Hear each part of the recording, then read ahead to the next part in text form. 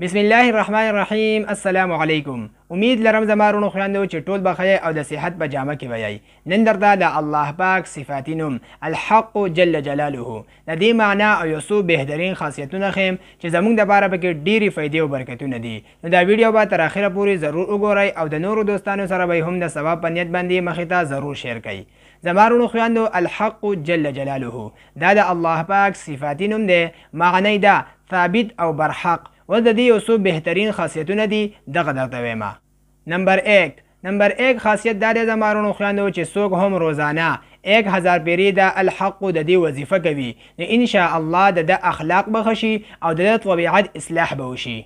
نمبر 2 خاصیت دا دی زما رونو خویندو چې څوک هم روزانه 100 پیرې دا وایي لا اله الا الله الملك الحق المبین.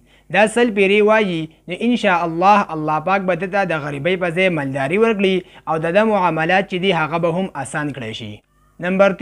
نمبر 3 خاصیت دا دی زما رونو خویندو چې څوک هم په کثرت سره دا الحق لولي نو دی به په مخلوق کې عزتمند شي.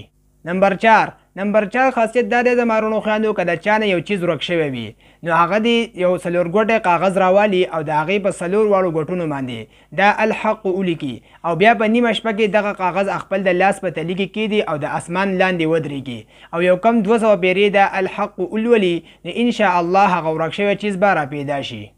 نمبر 5 خاصیت دا دی زما رونو خویندو که یو قیدي په نیمه شپه کې سر بربنډ کړي او 108 پیرې دا الحق ولولي نو ان شاء الله د قید نه به ورته خلاصۍ میلاو شي.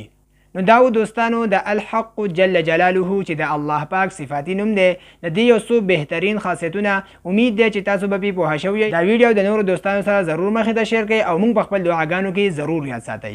تر د بلې ویډیو پورې راکړئ اجازت. جزاک الله.